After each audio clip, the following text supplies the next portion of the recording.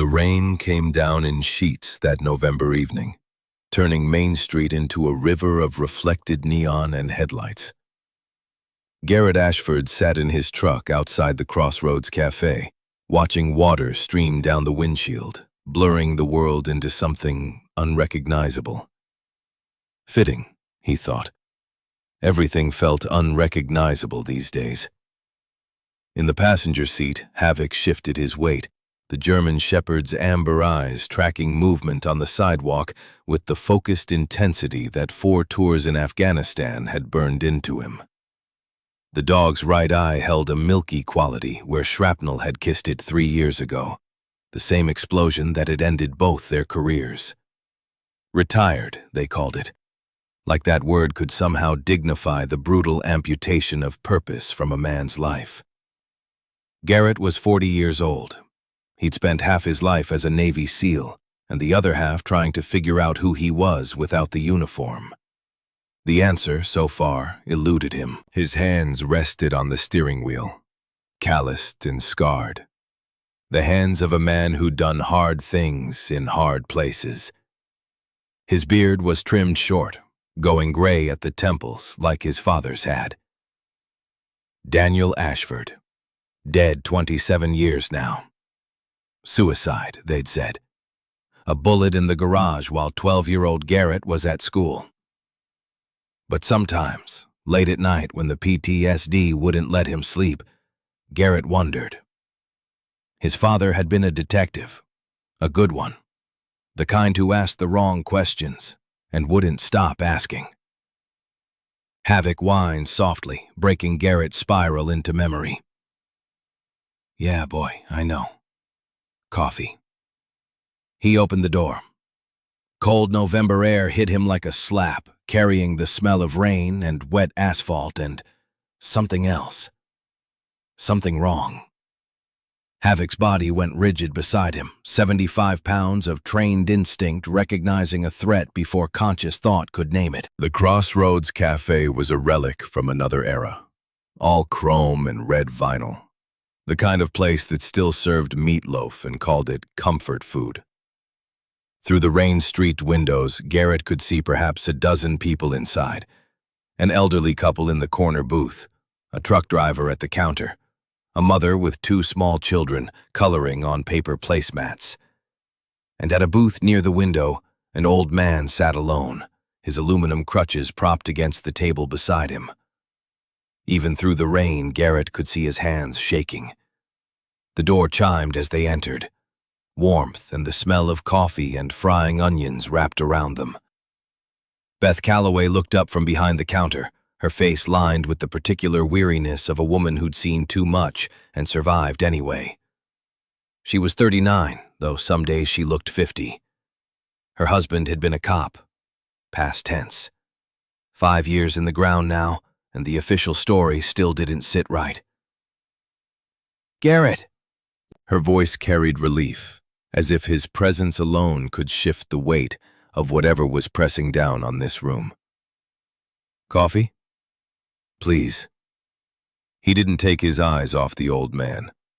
Clayton Whitmore, 72 years old, Vietnam veteran turned accountant, turned drunk, turned...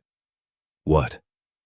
Garrett had seen him around town, always alone, always with that look in his eyes like he was waiting for something. Forgiveness, maybe. Or death. Tonight, Clayton's hands weren't just shaking. They were trembling with the particular violence of a man barely holding himself together. A leather satchel sat on the table in front of him, one hand clutching it like a drowning man clutches driftwood.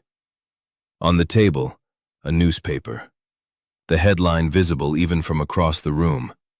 Lieutenant Victor Brennan celebrates 40 years in law enforcement. Garrett felt something cold settle in his gut. Havoc's growl was so low it was almost subsonic. A warning. The door opened again. 3 men walked in, and the temperature in the room dropped 10 degrees, though no one could have said why. It was something about the way they moved, the way they looked at people like targets, not human beings. The leader was in his early 30s, massive across the shoulders, with prison tattoos crawling up his neck.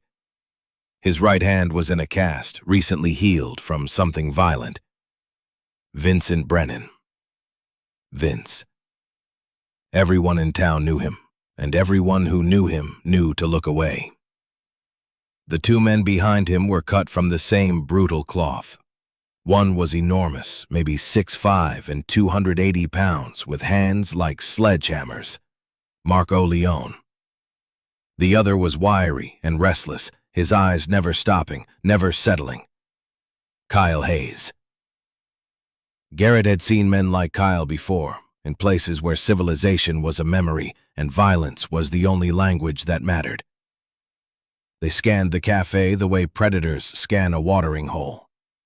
Their eyes landed on Clayton Whitmore, and Vince smiled. "Well, well." His voice carried across the sudden silence. "Look at this, boys. Old man sitting in my father's booth." Clayton's face went white. His hand tightened on the satchel, knuckles going bloodless. "I'm sorry, I didn't know it was..." "Didn't ask for excuses." Vince walked toward the booth, boots heavy on the tile. "Asked you to move." I'll find another..." Clayton tried to stand. His bad hip seized, the legacy of wounds older than most people in this room. He stumbled, grabbed the table edge, tried to steady himself. The aluminum crutches clattered to the floor. Marco laughed. "Look at him shake, like a leaf." "Please," Beth said, stepping forward. "He's a veteran. He didn't mean any..." "Shut up." Vince didn't even look at her. His eyes stayed fixed on Clayton, cold and flat as a shark's. "I said move, cripple." Clayton was halfway up when Vince kicked the crutch out from under him. He went down hard. His shoulder hit the booth, his face hit the floor. The sound of bone on tile was sharp and final. Blood spread from his split lip, dark against the old linoleum. "That's better," Vince said. "Now you're where you belong." The cafe went dead silent. Forks stopped moving. Conversations died. Everyone saw. No one spoke. Clayton tried to push himself up, arms trembling. Kyle stepped on his hand. Not hard enough to break anything, just hard enough to make a point. "Stay down, Grandpa. Dogs belong on the floor." "Please." Clayton's voice cracked, barely above a whisper. "Please, I didn't do anything." "You're right. You didn't." Vince crouched down, his face inches from Clayton's. "And you never will. Because you're nothing. Just a broken old man that nobody wants." Marco kicked Clayton in the ribs. Not hard enough to break anything, Garrett noted. Just hard enough to hurt. Just hard enough to humiliate. Clayton curled into himself, protecting his head the way soldiers learn to do when the mortars start falling. The same position, the same helplessness, the same shame. "Stop it!" Beth screamed. "Someone call the police!" Vince backhanded her without looking. She stumbled against the counter, hand going to her split lip. Blood on her fingers. Blood on the floor. Blood everywhere that violence happened. "Anyone else?" Vince looked around the cafe, making eye contact, marking faces. "Anyone else want to be a hero?" The elderly couple stared at their plates. The truck driver found his coffee fascinating. The young mother pulled her children closer and looked away. No one moved. No one helped. Clayton lay on the cold tile, blood dripping from his mouth, and something inside him that had survived a war finally began to break. His hand still clutched the leather satchel, protecting it even as he couldn't protect himself. Garrett Ashford felt the familiar calm settle over him, the one that came when violence was no longer a possibility, but an inevitability. Beside him, Havoc's body coiled, every muscle tensed and ready. The dog knew. He always knew. "Step away from him." The words came out quiet. They didn't need to be loud. Vince turned, still smiling. Well, look at this. Navy boy wants to play hero. Garrett walked forward, Havoc matching his pace exactly, moving like a shadow given teeth. He'd walked this walk before, in Kandahar and Ramadi and a dozen other places where evil wore human faces. The walk that said violence was coming and mercy had left the building. I said step away. Or what? Vince spread his arms wide, mocking. You gonna arrest me? This ain't your jurisdiction, sailor. Garrett didn't respond. He reached Clayton, knelt down, and placed one hand on the old man's shoulder. Up close, he could see the shame in those pale blue eyes. The terrible shame of a man who had once been strong and now couldn't protect himself from cowards. Sir, can you hear me? Clayton's eyes focused. I'm okay. Just let them have the booth. No. Garrett helped him sit up, moving slowly, checking for injuries. 3 broken ribs, probably. Possible concussion. Definitely trauma. The kind that doesn't show on X-rays. You should leave, Beth said, her voice trembling. She was holding a cloth to her bleeding lip. These men work for Lieutenant Brennan. Do you understand? Victor Brennan? Garrett looked at her. I don't care who they work for. Vince laughed. Hear that, boys? He doesn't care. He pulled a knife from his belt. Tactical blade, serrated edge, the kind designed to open flesh efficiently. Marco and Kyle spread out, flanking, the practiced movement of men who'd done this before. Havoc's growl rumbled from deep in his chest, a sound that bypassed conscious thought and spoke directly to the lizard brain, the part that remembered when humans were prey. Control your mutt, Vince said, or I'll gut it.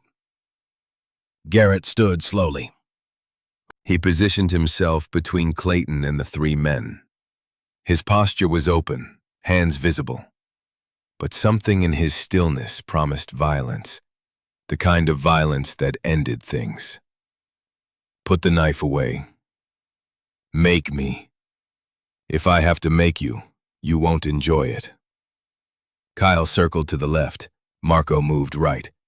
They were trying to flank him, the same way they'd probably flanked dozens of victims before. Garrett tracked all 3 without seeming to move his eyes. SAIL training. Afghan training. The kind of training that turns men into weapons. Last chance, he said. Walk away. Nobody gets hurt. Vince's smile widened. You know what I think? I think you're bluffing. I think you're just a guy in a costume pretending to be tough. You're welcome to test that theory. You know what, Navy? I think I will. Vince lunged, knife slashing toward Garrett's throat. Fast, trained, the movement of someone who'd used that blade before. Garrett moved faster. It happened so quickly that most people in the diner didn't even see it. One moment Vince was attacking. The next moment he was on the ground, his knife hand bent at an unnatural angle, screaming. Garrett hadn't even taken a step. He'd simply redirected Vince's momentum, trapped his wrist, and applied pressure until something snapped. My hand! He broke my goddamn hand! Marco charged with a roar, all 280 pounds of him aimed at Garrett like a freight train. Havoc, hold! The German shepherd intercepted Marco before Garrett even had to move. 75 pounds of trained military canine hit the giant in the chest, teeth finding his forearm, weight taking him to the ground. Marco screamed. Havoc didn't release. His jaws clamped down with controlled pressure, enough to immobilize, not enough to maim. Yet. Kyle pulled his own knife, eyes wild, and slashed at Garrett from behind. Garrett spun, caught Kyle's wrist, and drove an elbow into his solar plexus. Kyle doubled over, gasping. Garrett took the knife from his slack fingers, then put him on the floor with a leg sweep that knocked the wind from his lungs. 3 seconds. All 3 men were down. The diner remained frozen in shocked silence. Garrett zip-tied Vince's unbroken hand to a table leg, then Kyle. Then he signaled Havoc to release Marco, who was sobbing and clutching his mangled forearm. Blood, but no arterial spraying. Havoc knew his work. "You're dead," Vince spat through his pain. "You hear me? You're dead. My father will—" "I don't care about your father." Garrett's voice was flat, empty of emotion. "I care about the man you assaulted, the woman you hit, the people you terrorized." He turned to Beth. "Call 911. Tell them there's been an assault and 3 suspects are detained." Beth grabbed the phone with shaking hands. Garrett returned to Clayton, kneeling beside him again. The old man was staring at him with an expression Garrett couldn't quite read. Wonder, maybe, or disbelief. "You okay, sir?" "You," Clayton's voice broke. "You didn't have to do that." "Yes, I did." "Nobody ever." He couldn't finish the sentence. Tears were streaming down his weathered face, mixing with the blood from his split lip. "I'm just an old—" "You're a veteran," Garrett said quietly. "You served this country. That means something. It means everything." Havoc approached Clayton, nose sniffing gently, tail giving a tentative wag. The dog seemed to sense the old man's distress and settled beside him, offering warmth and presence, the way he'd been trained to do for soldiers coming back from the edge. Clayton reached out with trembling fingers and touched Havoc's head. A sob escaped him. Then another. "It's okay," Garrett said. "You're safe now." The diner door opened again. A man walked in, and the temperature dropped once more.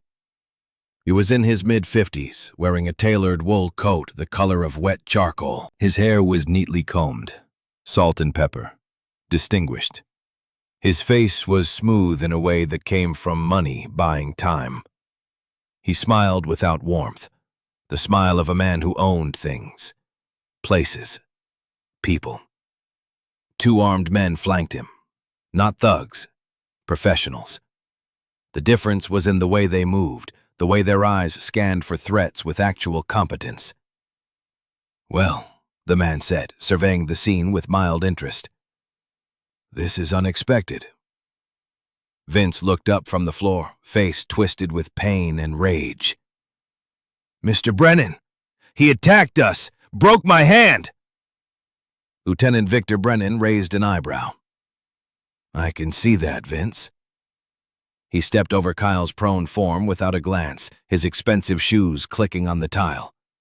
He stopped in front of Garrett, studying him the way a collector might study a specimen.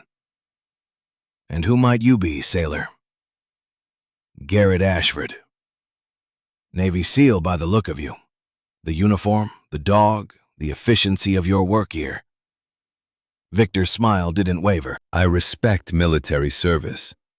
My father served in the Gulf War." "Then you should respect what this man went through," Garrett said, nodding toward Clayton.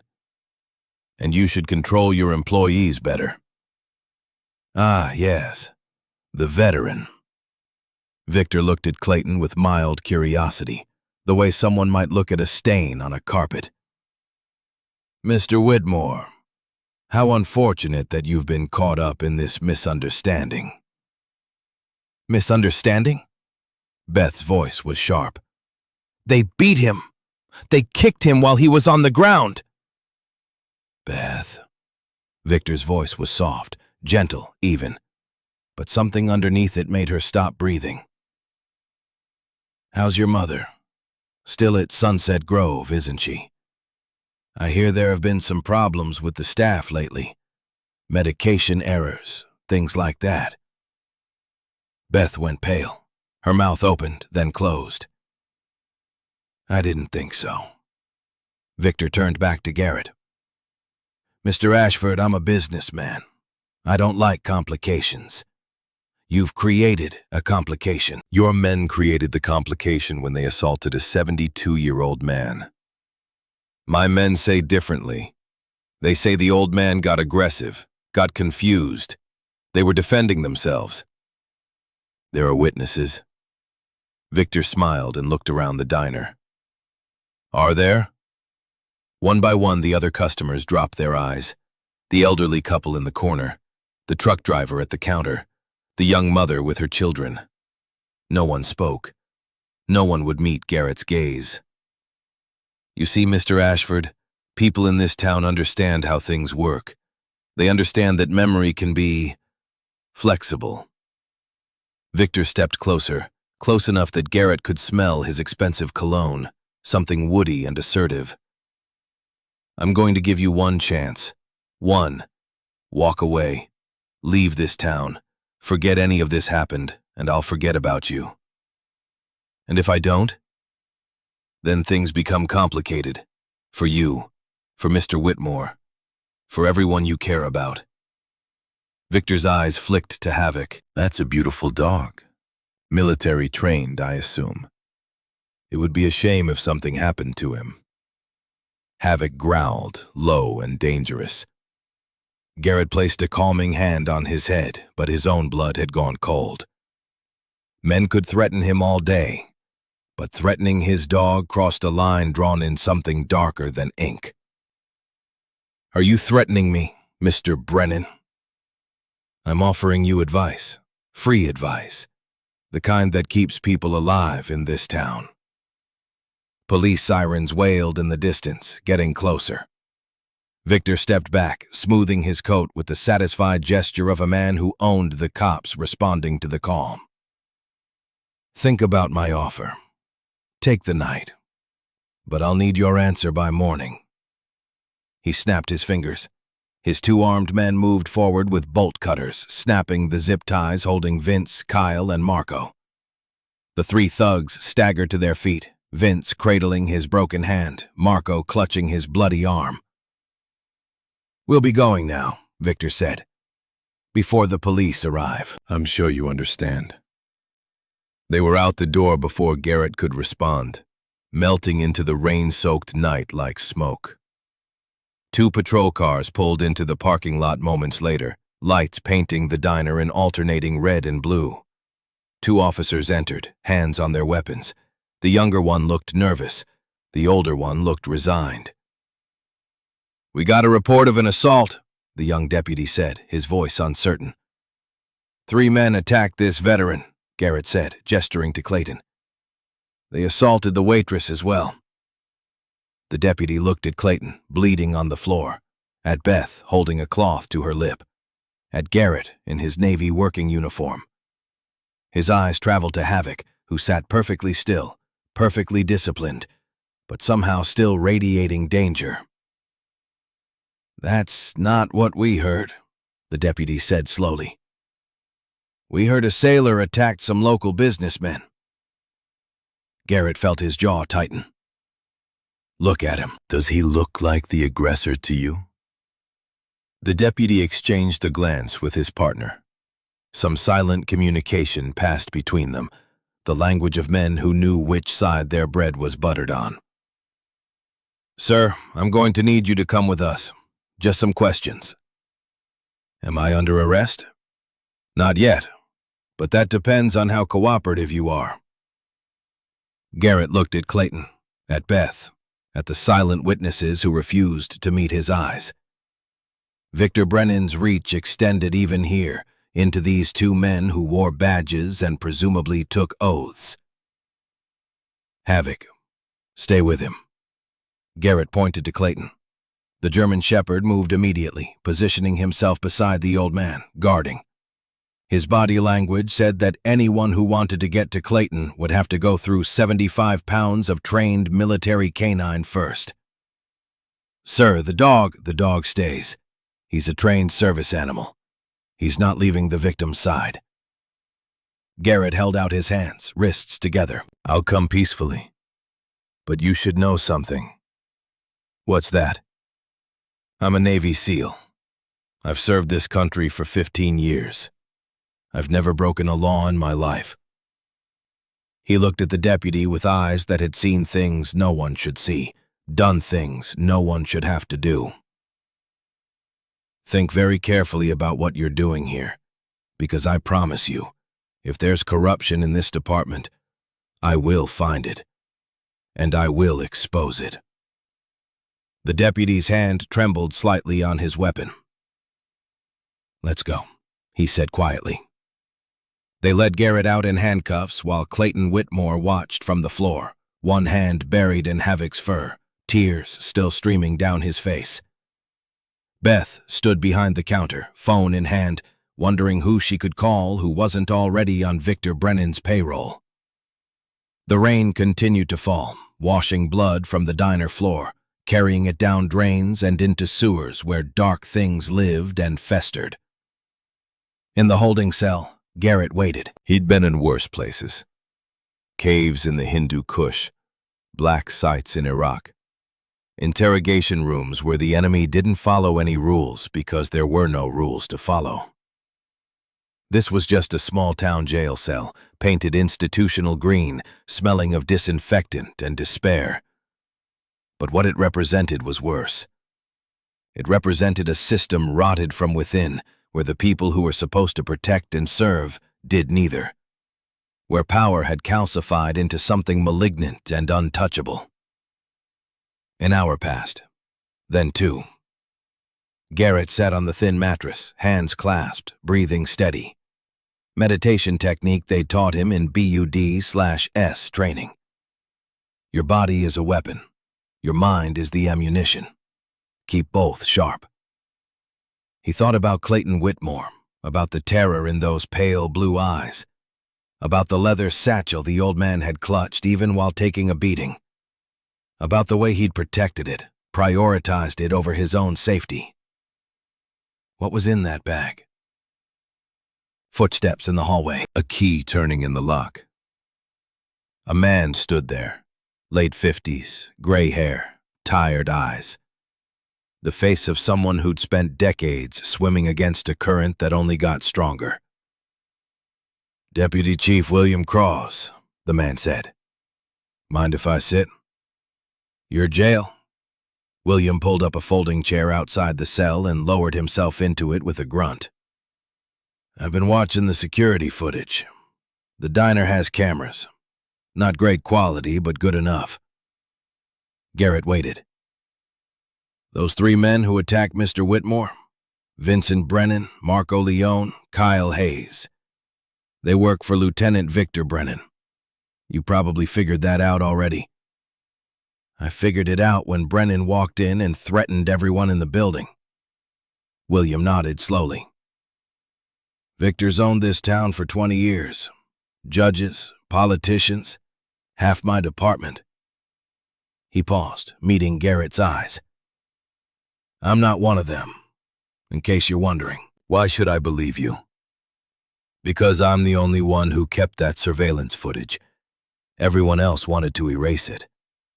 William leaned forward. "You did something tonight that nobody in this town has done in 2 decades. You stood up to Victor Brennan. You protected a man he wanted hurt." "Why does Brennan care about an old veteran?" William was quiet for a long moment. Then he said, "Clayton Whitmore used to be an accountant, before the Gulf War. When he came back, he was broken, couldn't work, couldn't function. But 40 years ago, before all that, he did the books for Victor's father." Garrett felt something cold settle in his stomach. He knows things. He knows where the bodies are buried, literally. William shook his head. The elder Brennan was worse than his son. Clayton kept quiet all these years because he was scared, guilty, drunk for most of it. But something changed.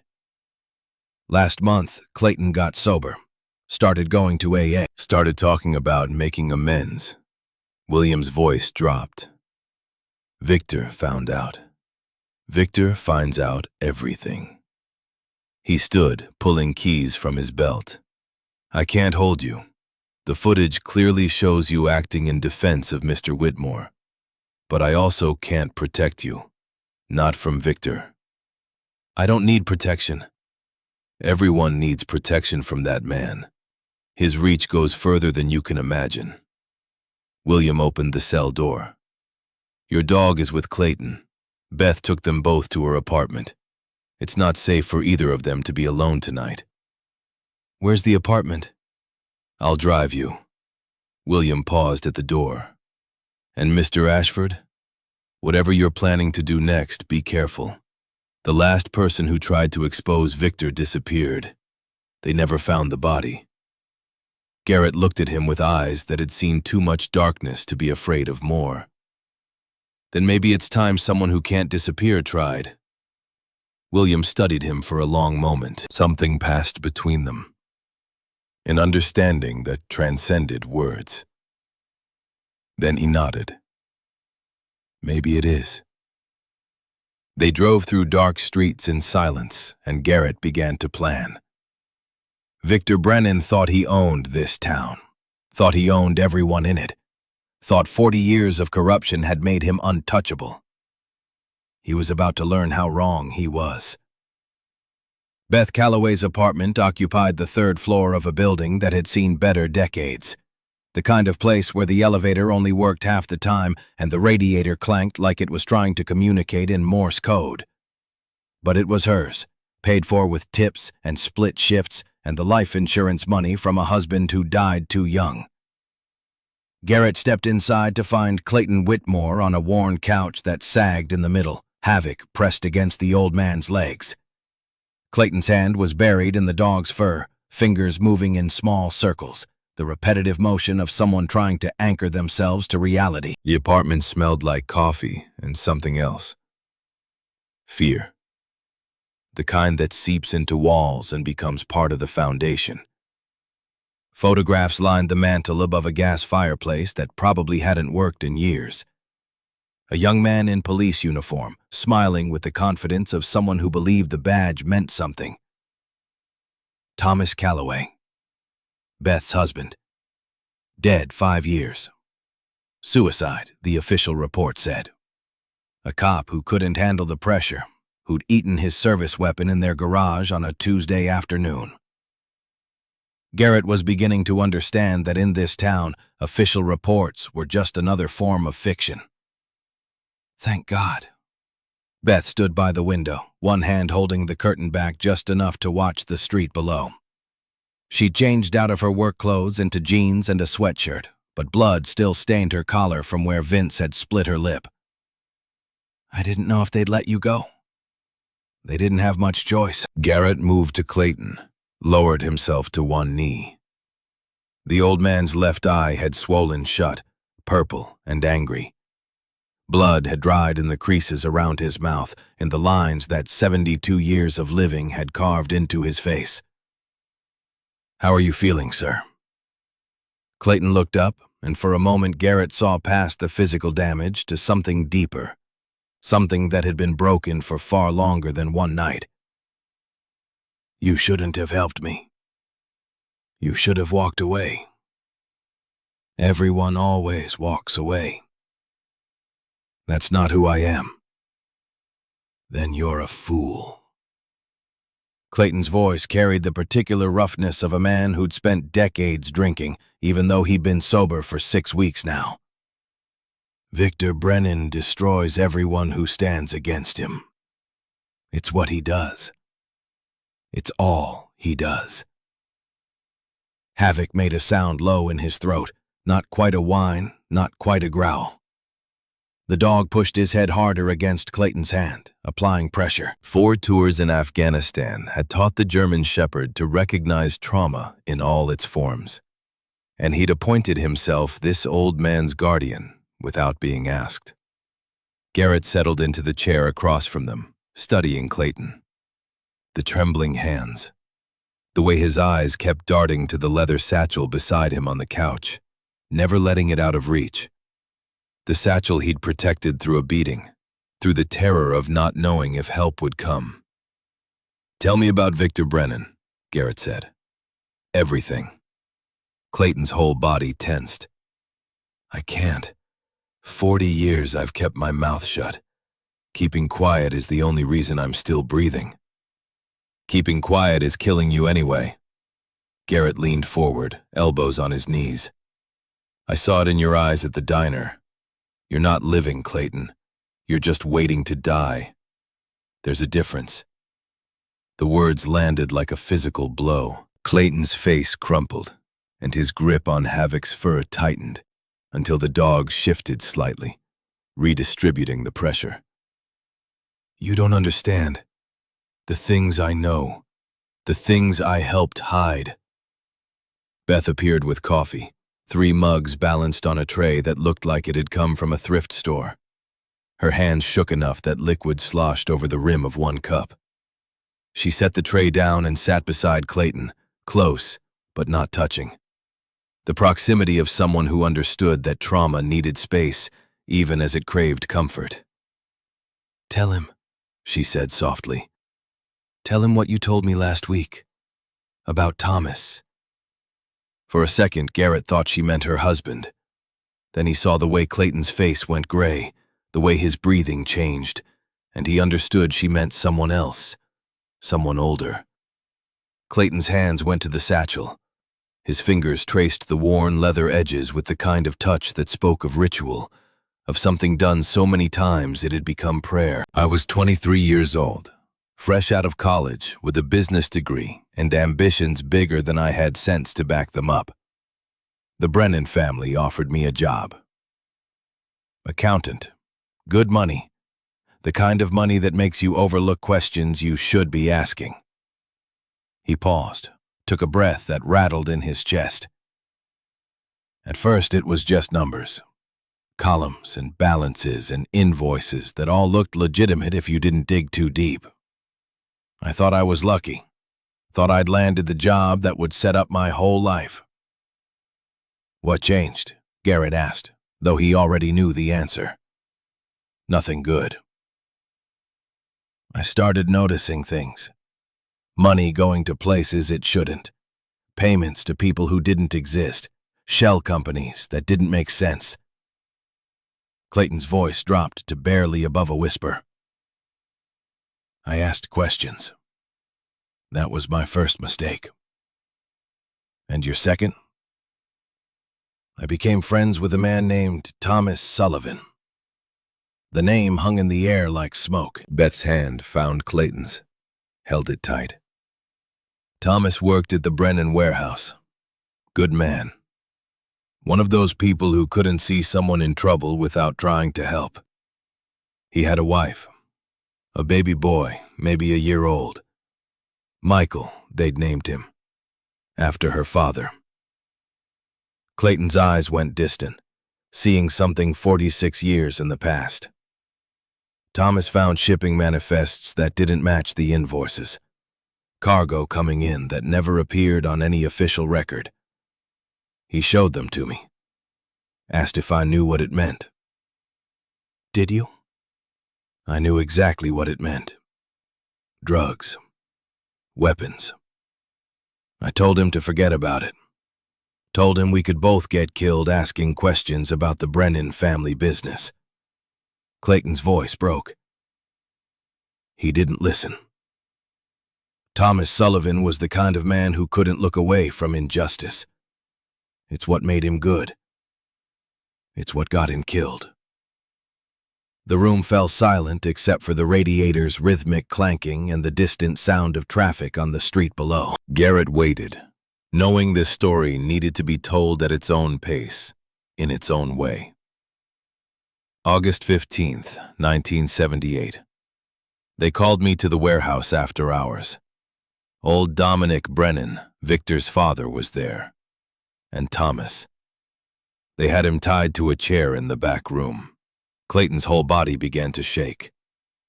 Dominic said, "This man asked too many questions.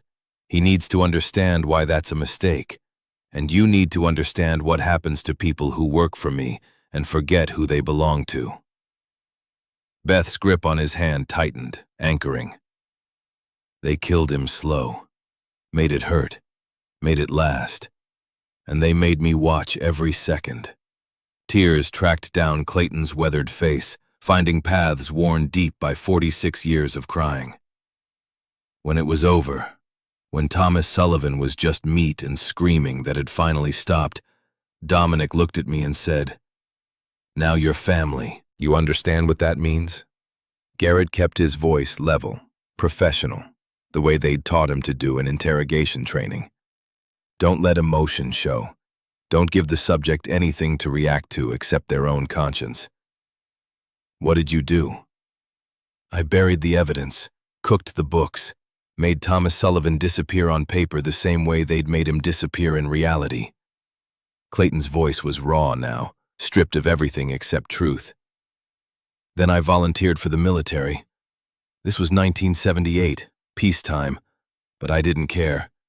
I thought maybe I'd die in training and it wouldn't matter anymore.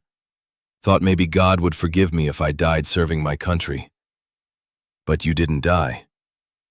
No, I made it through basic. Got sent to the Gulf in '91 when Iraq invaded Kuwait. Lost my leg to an IED outside Basra. Came home to a country that didn't know what to do with broken soldiers and a secret that ate me alive. He looked at Garrett with desperate, drowning eyes. So I drank. For 30 years, I drank. Tried to drown the memory, but it kept swimming to the surface. Havoc shifted, pressing more of his weight against Clayton's leg. The dog's breathing was slow, steady, a counterpoint to the old man's ragged gasps. Then last month I got sober, Clayton continued. Started going to AA meetings, started working the steps, started talking about making amends for the things I'd done. And Victor Brennan found out. Victor finds out everything in this town. That's why they came after you tonight. Clayton nodded. He knows I kept records. Insurance, I called it. Evidence that if they ever came for me, I could bring them all down with me. But I was too afraid to ever use them. Too much of a coward. Garrett leaned forward. Where are the records, Clayton? The old man's hand tightened on the satchel. Hidden. Somewhere Victor could never think to look. We need them. Evidence like that, comprehensive documentation spanning decades, could dismantle his entire operation. You don't understand. Clayton's voice rose, panic bleeding through. Those records implicate me too. Every murder I witnessed, every dollar I hid, every lie I told. It's all there. I'll go to prison. I'm 72 years old. I'll die in a cell. Maybe, Garrett said quietly. Or maybe you'll finally be free. The words settled into the space between them. Beth squeezed Clayton's hand once, then released it. Her voice when she spoke was steady, stronger than Garrett had heard it all night. My husband was investigating Victor when he died, she said. The official report says Thomas shot himself in our garage, but Tom was terrified of enclosed spaces, claustrophobic since he was a kid. He would never go in that garage, never, not for anything. She stood, walked to the mantel, picked up the photograph of her husband. I was the one who found him. I called 911, and when I saw him hanging there, I knew. I knew it wasn't suicide. But I was scared. I had no proof, so I stayed quiet.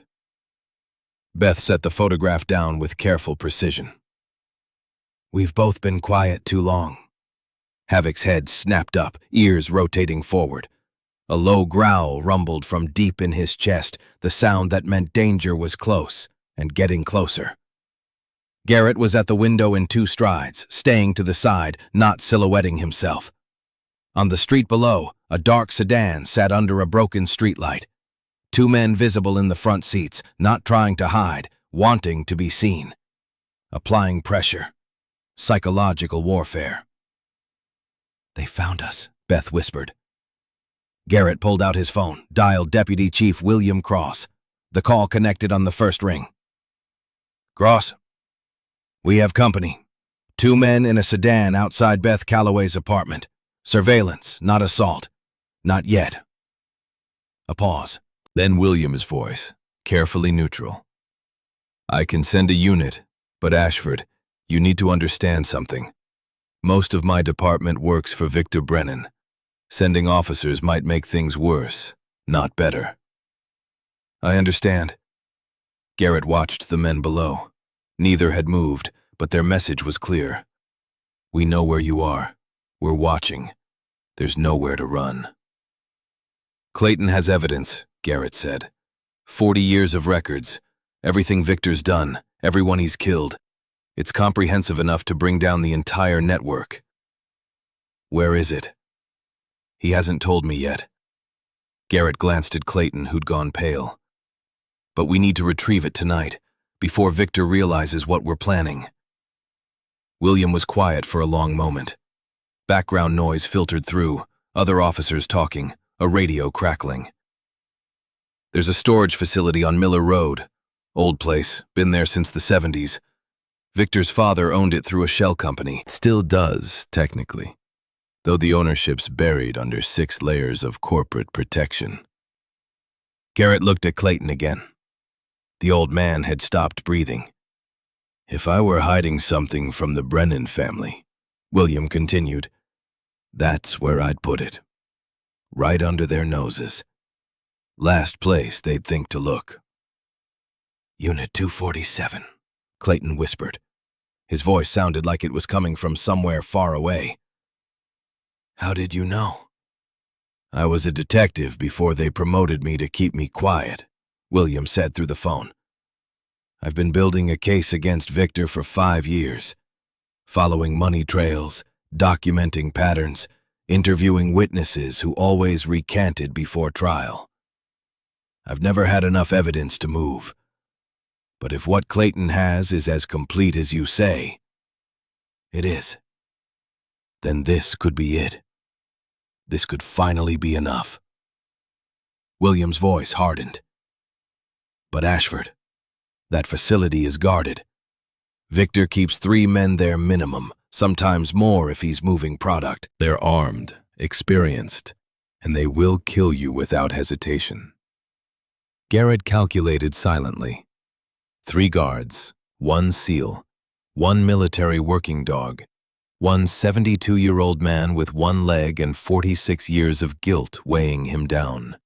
1 waitress with a dead husband and training from 6 years in the army. The odds weren't great. But he'd faced worse in the mountains outside Kandahar. Can you create a distraction? Garrett asked. Something on the other side of town. Pull resources away from Miller Road. William thought for maybe 5 seconds. There's a bar on 5th Street, the Rusty Nail. Victor's men drink there after shift. If I send units, stage something that looks like a fight getting out of control, it'll draw attention. Everyone wants to be where the action is. How soon? Give me 30 minutes. Garrett ended the call and turned to find all of them watching him. Clayton on the couch, hands still in Havoc's fur, looking like a man being asked to walk to his own execution. Beth standing by the mantel, arms wrapped around herself, the soldier she used to be warring with the woman who'd learned to survive by being invisible. The dog alert, muscles coiled, waiting for orders that would take him back into the kind of danger he'd retired from. We're going to get those records, Garrett said. Tonight. All of us. You can't. Clayton's voice was flat, drained of everything except certainty. There are guards, security cameras, alarms. Victor has that place locked down tighter than a federal prison. I'm a Navy SEAL. I've infiltrated worse. You'll get yourself killed. Then at least I'll die doing something that matters. Garrett held the old man's gaze. You've been dying slowly for 46 years, Clayton. Drowning in guilt and shame and fear, letting it eat you from the inside. This is your chance to stop drowning, to actually stand up and fight back against the evil you witnessed. Clayton stared at him for a long moment. Then, slowly, something shifted in those pale eyes. Not hope, Not yet, but maybe the first stirring of something that could become hope, if given time and light. "The code is 081578, Clayton said quietly. "August 15th, 1978, the day Thomas Sullivan died. I used that date for everything. Figured if I was going to carry his death, I should mark it in everything I did." Beth moved toward her bedroom. "I'm getting my gun." "Beth, my husband died investigating Victor Brennan. I've spent 5 years being quiet, being safe, being invisible." She looked at Garrett with eyes that had cried all their tears and had nothing left but iron. "I'm done being afraid." She disappeared into the bedroom, returned 2 minutes later wearing tactical pants and a dark jacket, a Glock 19 in a hip holster. She checked the magazine with practiced efficiency, chambered a round, engaged the safety. 6 years in the Army, combat medic, 2 tours in Iraq before she'd met Tom Calloway and thought she was done with war. She'd been wrong. 20 minutes later, they were in Garrett's truck, rolling through streets that grew progressively darker as they left the commercial district behind. Clayton sat in back, Havoc pressed against him, the dog's steady presence the only thing keeping the old man from unraveling completely. Beth rode shotgun, her Glock on her lap, eyes scanning intersections and side streets with the alertness of someone who knew how quickly safety could turn to ambush. "You know how to use that?" Garrett asked, nodding at the weapon. "Army trained me. Iraq taught me." She ejected the magazine, checked it again even though she'd checked it 5 minutes ago, seated it back with a decisive click. "I thought I was done with violence when I got out. Thought I could just serve coffee and live quiet and forget what it felt like to be in a firefight. Thought I could be normal." "What changed?" "Tom died. And I realized there's no such thing as normal when evil has your town by the throat." She looked at Garrett. "You ever wish you could just walk away from all of it? The fighting, the missions, the constant knowledge that bad people exist and someone has to stop them?" "Every day." "But you don't." "No." "Why not?"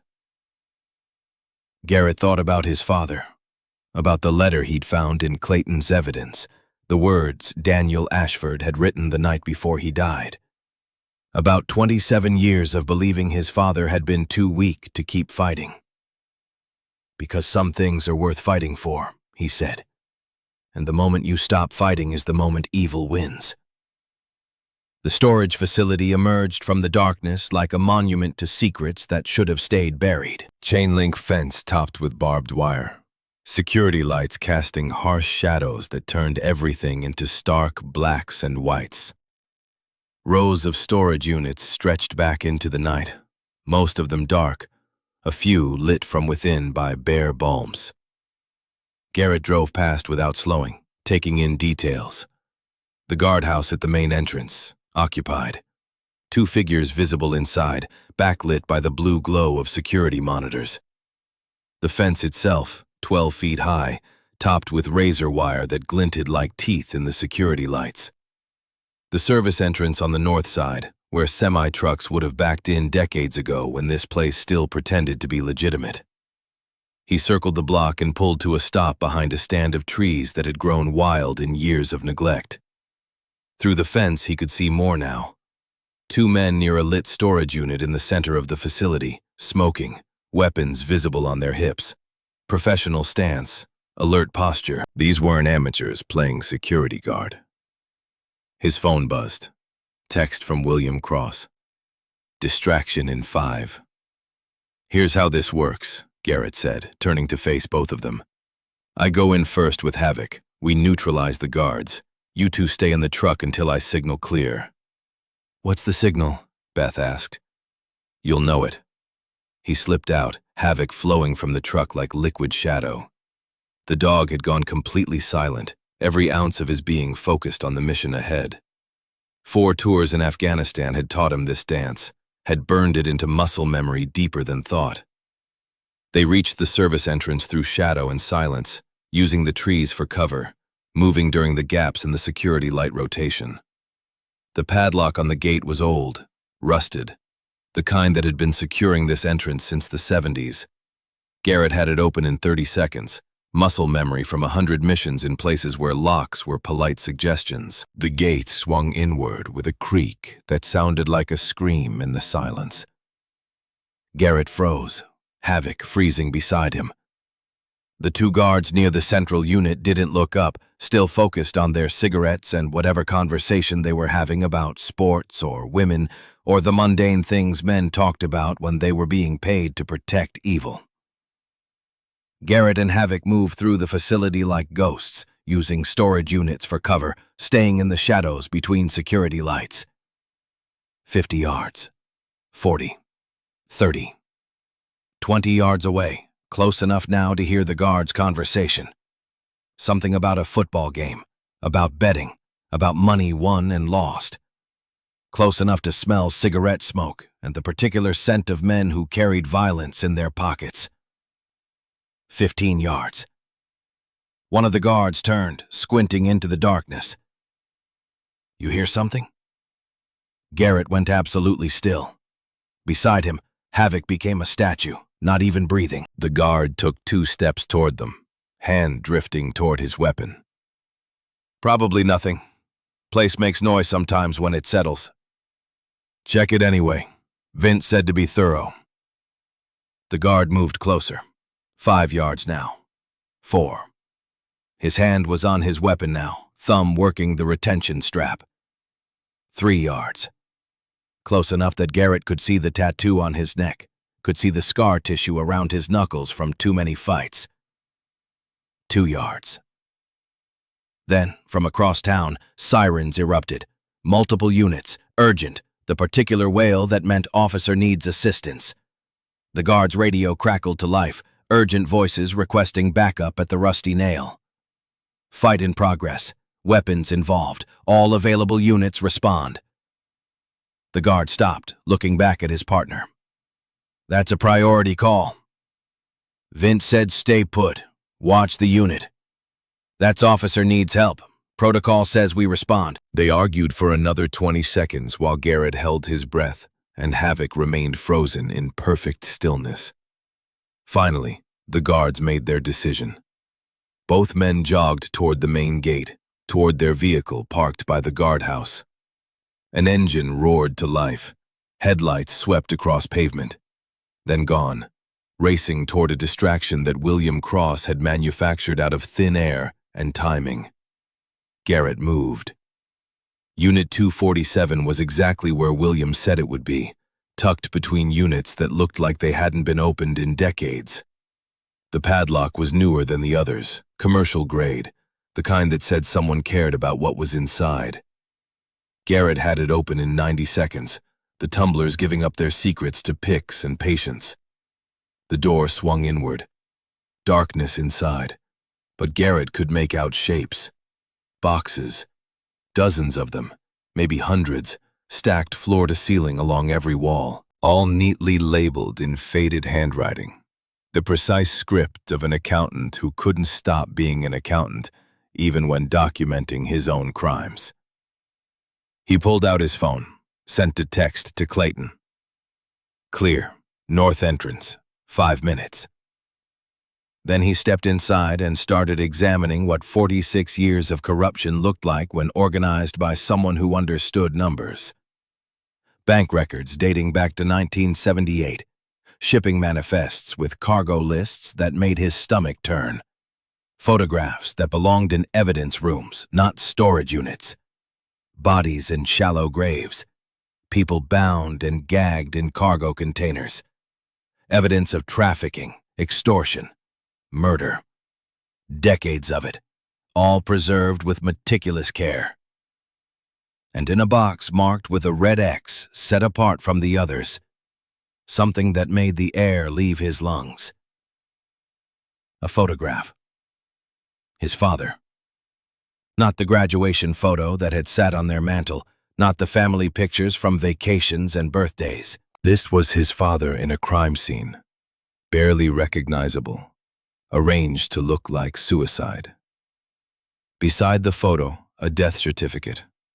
Falsified. Suicide by gunshot. Detective Daniel Ashford. Date, November 12, 1997. Beneath that, a ledger in Clayton's handwriting. Detailed notes about how they'd staged it, where they'd positioned the weapon, how they'd cleaned up evidence of struggle, how they'd made sure the investigating officers were ones on Victor's payroll. Garrett's hand shook as he held the photograph. 27 years. 27 years of believing his father had been weak, had given up, had left him. All of it a lie. Behind him, footsteps. He spun, hand going to his weapon. Clayton stood in the doorway, leaning on Beth for support, his face gray with pain and exhaustion, but his eyes clear. Focused in a way they probably hadn't been for decades. "I'm sorry," Clayton said. His voice carried across the space between them. Every word weighted with 46 years of guilt. "I should have told you earlier. Your father was investigating Victor. He got too close. Found evidence that would have brought down the entire operation. They killed him for it. And I..." His voice broke. "I helped stage it. I helped make it look like suicide. I'm so sorry." Garrett couldn't speak, couldn't move. The photograph in his hand felt like it weighed 1,000 pounds, like all the gravity in the world had concentrated in this one image of his father, murdered for doing the right thing. Havoc pressed against his leg, warm and solid and real. The dog's presence pulled him back from the edge of whatever dark place he'd been about to fall into. "We take everything," Garrett said finally. His voice sounded like it belonged to someone else, someone cold and empty and dangerous. "Every box, every piece of evidence. We load it in the truck and we don't stop until it's in the hands of someone Victor Brennan doesn't own." They worked with desperate efficiency. Beth brought the truck around through the service entrance, parking it directly outside Unit 247. They formed a chain, passing boxes hand to hand, loading them into the truck bed. Clayton directed them to the most important ones, the boxes with the clearest evidence, the documentation that would end Victor Brennan's empire. 20 boxes. 30. 40. The truck's suspension sagged under the weight of 46 years of murder and corruption. They were loading the last box when headlights appeared at the entrance. Not one vehicle. 3. And these weren't the guards they'd tricked with William's distraction. "They know," Beth said, her voice tight. Garrett shoved the final box into the truck bed, turned to see the vehicles spreading out, blocking every exit. Men pouring out, maybe 15, maybe more. All armed. All moving with the kind of coordination that spoke of training and practice.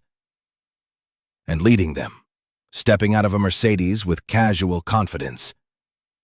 Victor Brennan. He walked toward them without hurry, without concern. His wool coat caught the security lights, making him look like a businessman, a respectable member of society. His 2 professional bodyguards flanked him, weapons visible but not raised.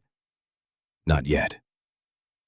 Victor stopped 30 feet away, studied the loaded truck with the mild interest of someone examining an inconvenience, not a threat. "Mr. Ashford." His voice was cultured, educated, the voice of someone who'd learned to hide violence behind vocabulary. "Breaking and entering, grand theft, destruction of property. I'm disappointed. I thought Navy SEALs had more honor than this." "Honor?" Garrett's voice could have frozen blood. "You want to talk about honor? You murdered my father, had him killed and made it look like suicide. Let me believe for 27 years that he was weak enough to abandon his family." Daniel Ashford was an excellent detective. Too excellent. He couldn't be reasoned with, couldn't be bought. Men like that force difficult decisions. Victor spread his hands, a gesture of regret that didn't reach his eyes. I'm sorry you got caught in the consequences, truly. But that's ancient history now. Ancient history? Clayton stepped forward, supported by Beth, but standing straighter than he had in years. You killed Thomas Sullivan in front of me, made me watch, made me complicit. That's not ancient history. That's murder, and I have the evidence to prove it. Victor's smile didn't change. Evidence means nothing without credibility, Mr. Whitmore. You're a convicted felon, are you not? Oh, wait, my mistake. You're an accessory to murder who was never prosecuted because you did as you were told. Who's going to believe you now? A federal jury, Garrett said. There won't be a trial. Victor's voice dropped, losing all pretense of civility. You're going to put those boxes back. You're going to get in your truck and leave this town. Or I kill everyone here. You, the old man, the woman, even your dog. Havoc's growl was pure menace, the sound of a weapon being cocked. Last chance, Mr. Ashford. Victor pulled a phone from his pocket, held it up. I make one call, my men open fire, and this becomes a crime scene instead of a negotiation. Choose. Garrett looked at the men surrounding them. 15 armed professionals against 1 SEAL, 1 ex-Army medic, 1 72-year-old accountant, and 1 military working dog. The math was simple. They couldn't win this fight. But they didn't have to win. They just had to survive long enough. Hold on, Garrett said. Then he floored it, not toward the blocked exits, toward the chain-link fence on the north side, the section near the service entrance where the fence posts looked older, weaker.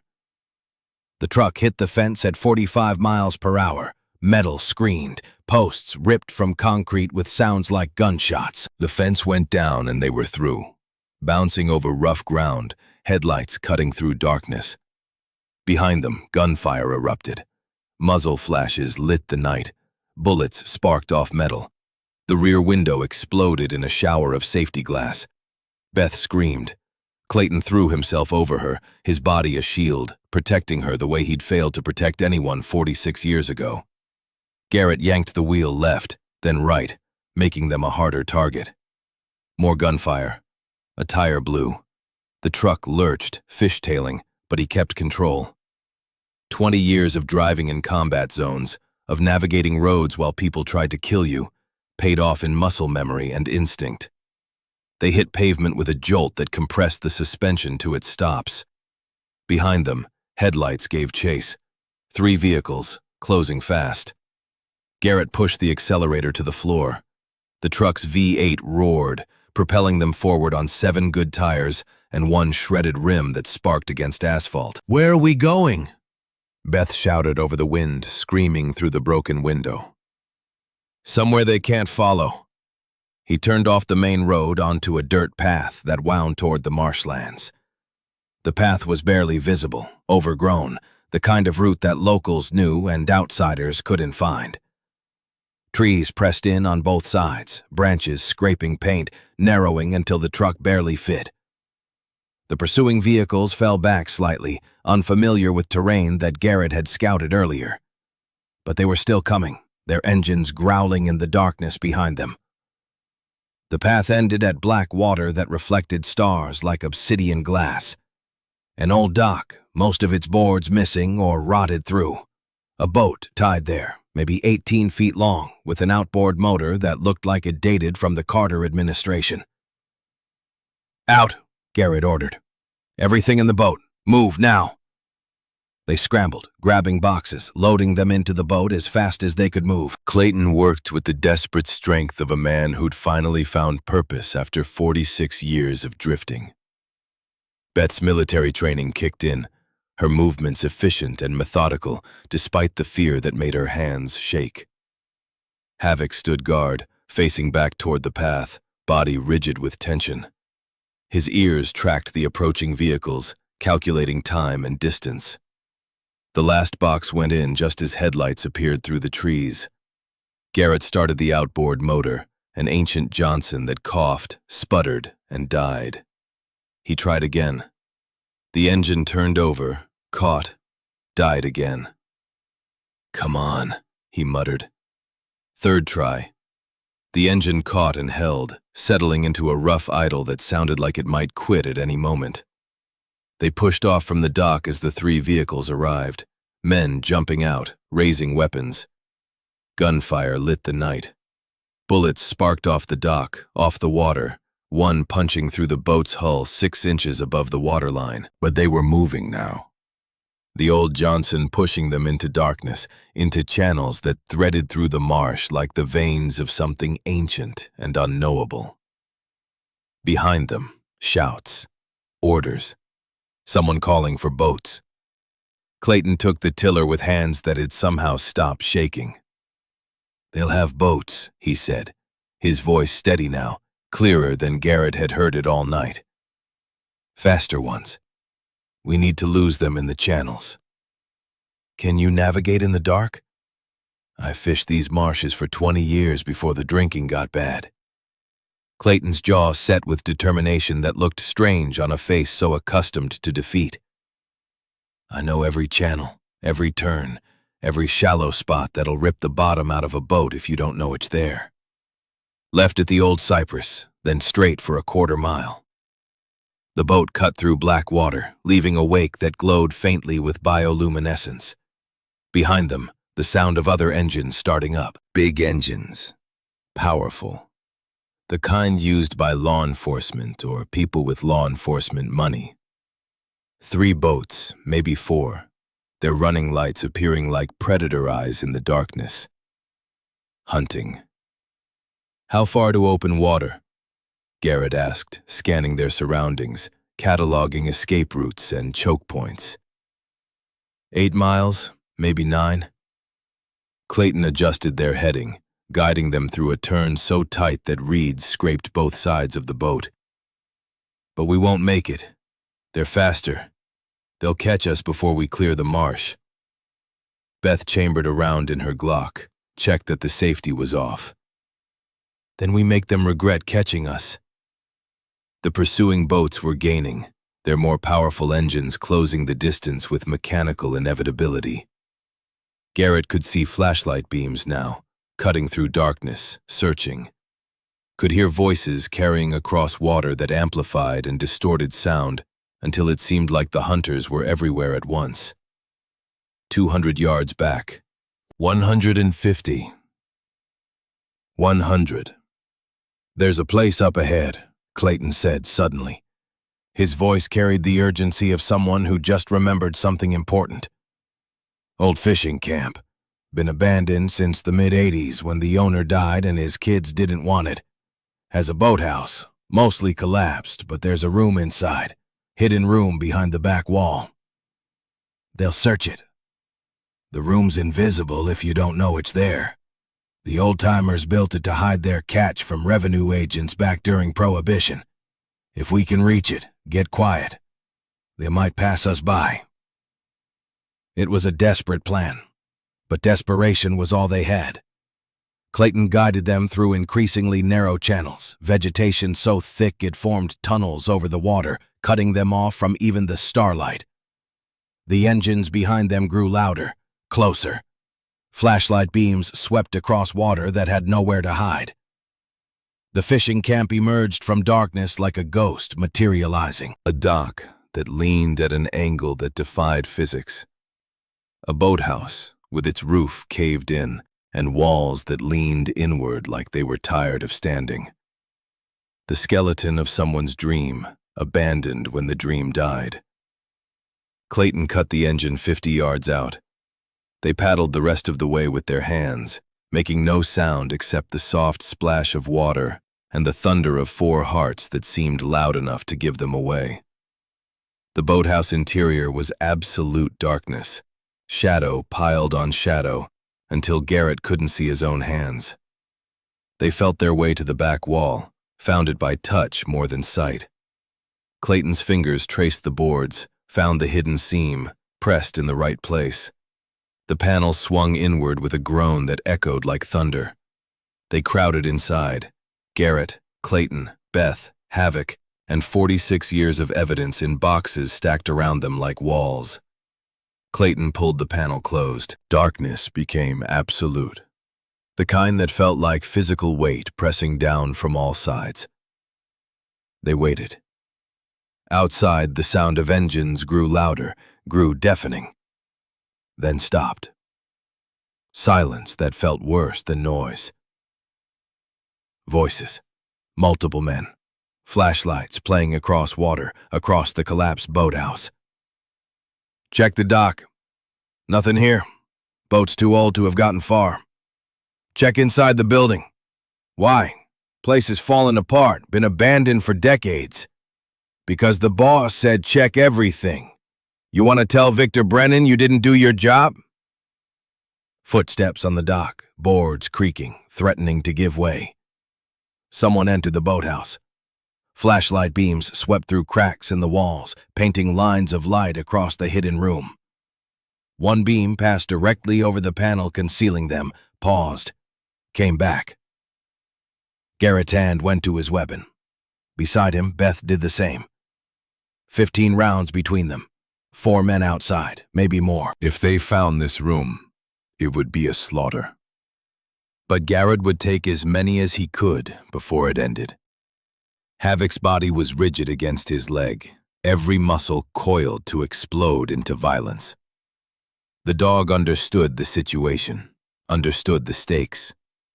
One sound, one movement, and they were all dead. The flashlight beam held on the panel. Seconds stretched like hours. You find something? A voice from outside. Thought I saw a seam. Probably just where boards were replaced. Probably. Footsteps retreating. Place is clear. They must have taken another channel. Spread out. Search north and east. They can't have gone far. Engine started again. The sound grew fainter, moving away through channels that branched like capillaries. Searching. Hunting. But searching in the wrong direction. They waited in the darkness for 30 minutes that felt like 30 hours. Nobody moved. Nobody spoke. Havoc's breathing was the only sound, slow and steady and absolutely controlled. Finally, Clayton whispered, "There's another boat here. Old skiff hidden under a tarp.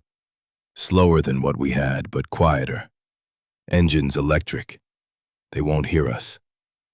They found it by feel, dragged off a tarp that felt like it had fused with the boat over decades.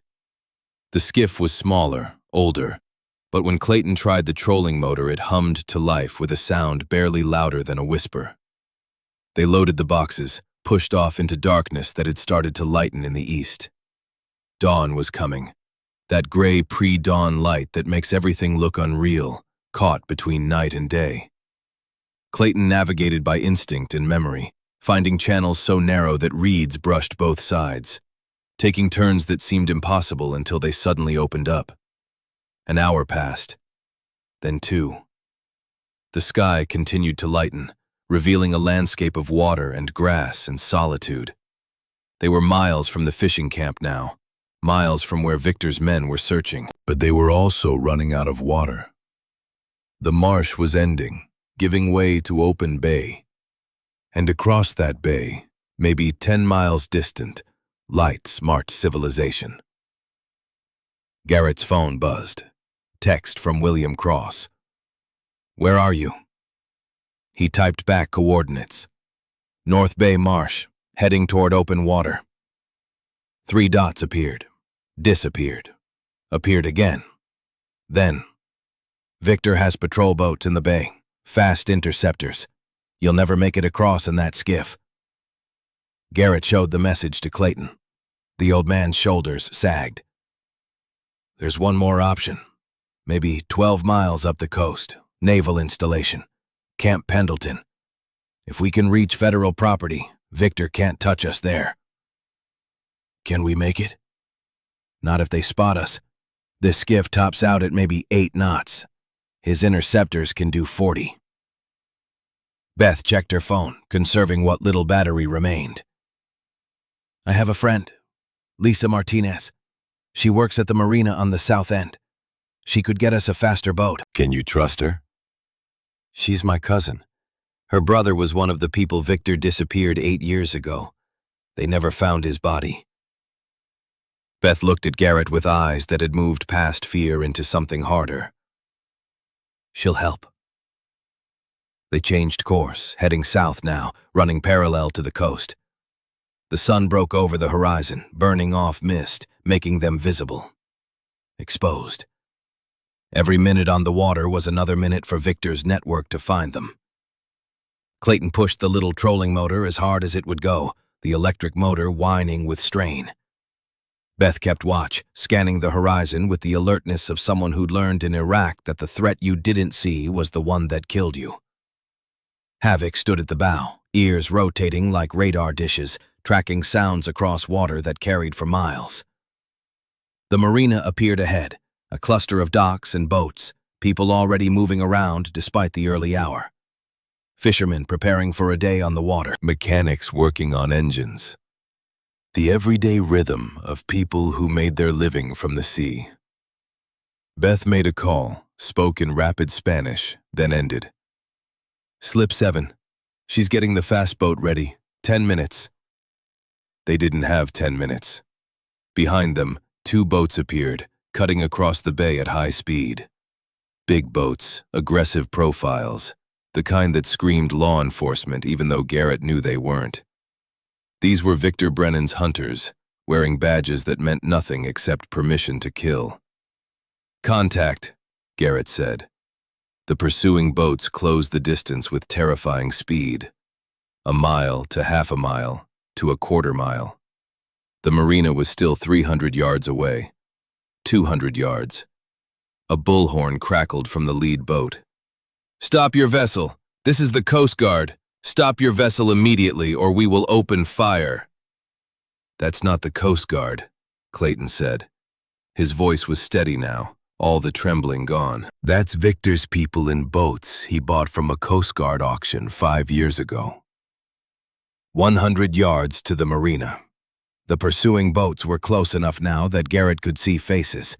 Could see Vince Brennan at the wheel of the lead boat, his broken hand in a fresh cast, but his good hand steady on the throttle. Could see the rage burning in his eyes, the promise of violence delayed but not forgotten. 50 yards. A woman stood on the dock, dark hair pulled back, waving frantically. Beside her, a cigarette boat, sleek and dangerous, its engines already rumbling. Lisa Martinez, Beth's cousin. The woman who'd lost a brother to Victor Brennan and never forgotten. 25 yards. They reached the dock moving too fast, the skiff's momentum carrying them hard into the pilings. Garrett jumped out, grabbed boxes, started transferring them to the cigarette boat. Clayton followed, his prosthetic leg nearly betraying him, but Beth caught him. Havoc leaped across the gap like it was nothing, then turned back, ready to help however a dog could help. Lisa cast off the lines securing the cigarette boat, jumped in herself. Get in, now! The last box hit the deck as Vince Brennan's boat roared up to the dock. Vince was already standing, weapon drawn, murder in his eyes. You're dead, Ashford. You hear me? You're... Lisa slammed the throttles forward. Twin engines roared, 1,200 horsepower launching the cigarette boat forward like a missile.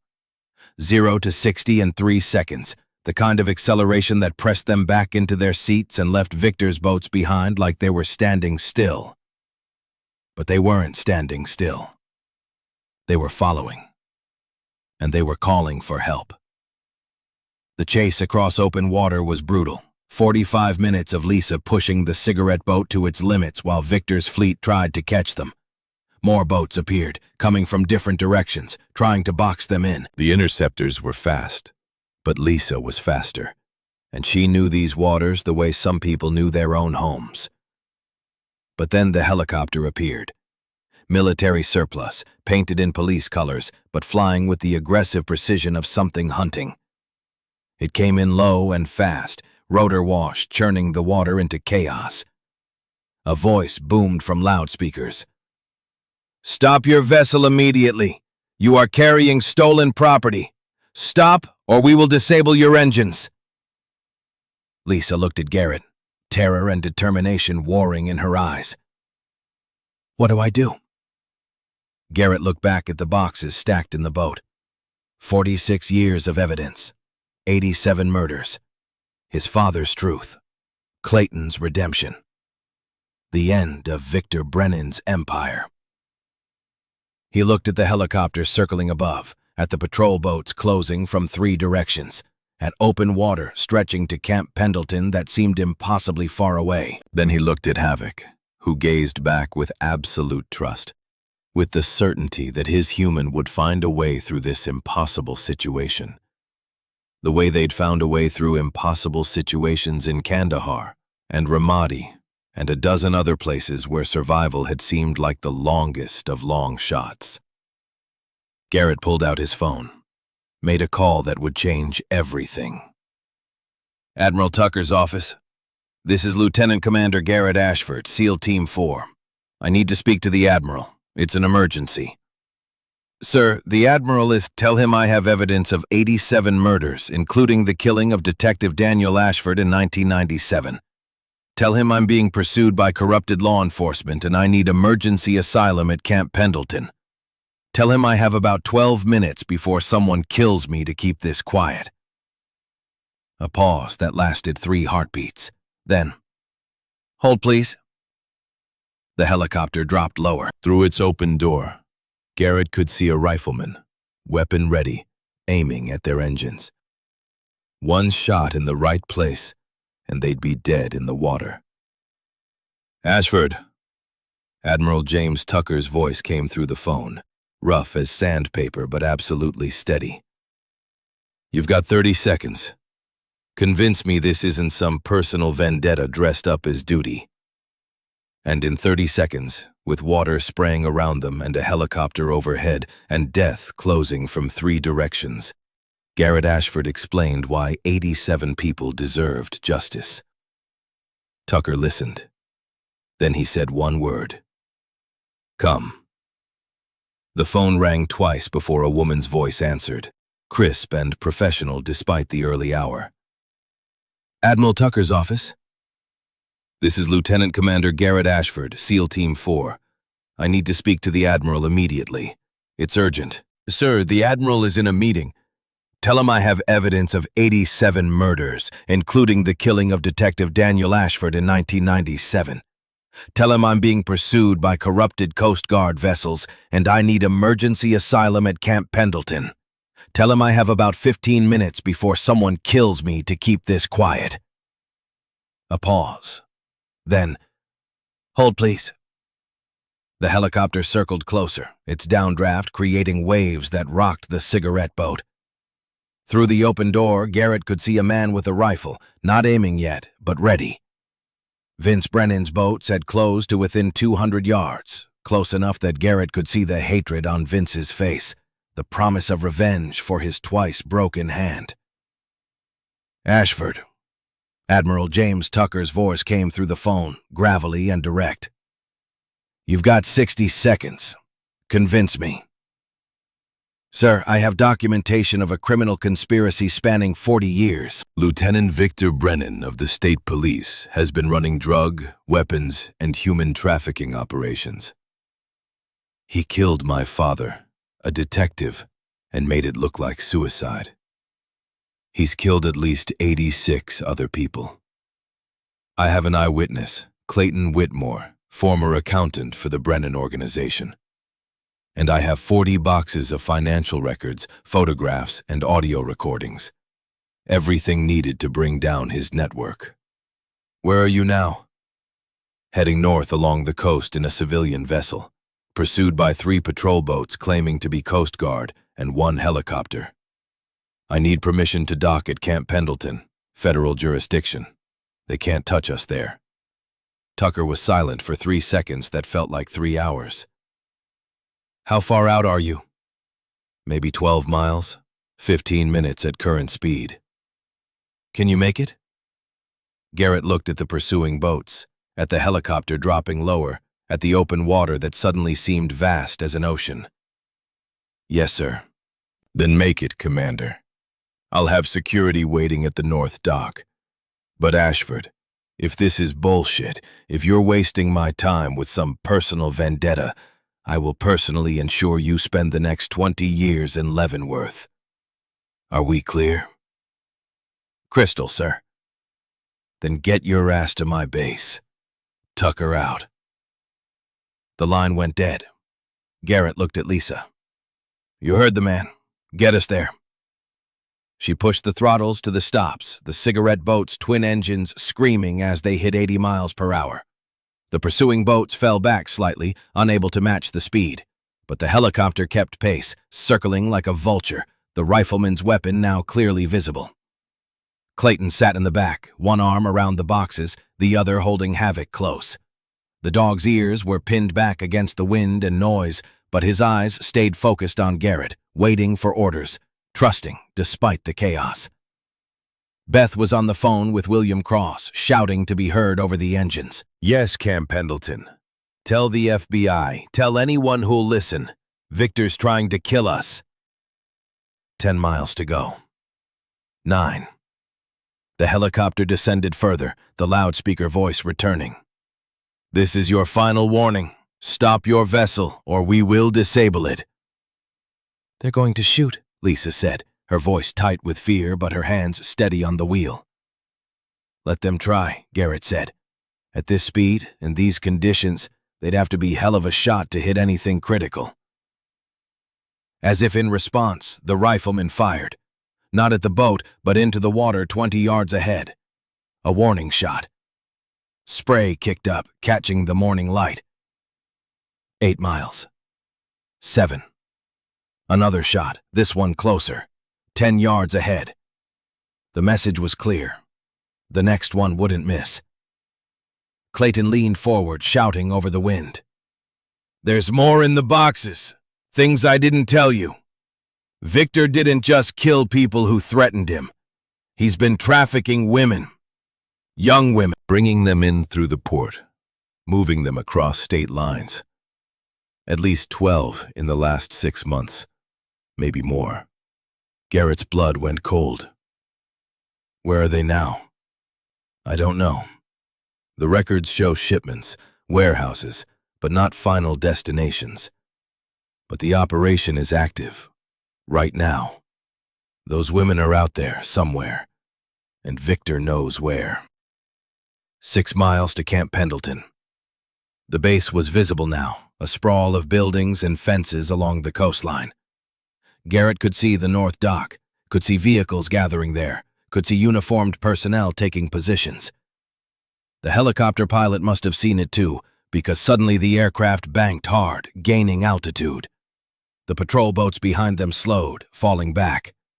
They'd reached the line Victor Brennan's corruption couldn't cross. Federal property, military jurisdiction.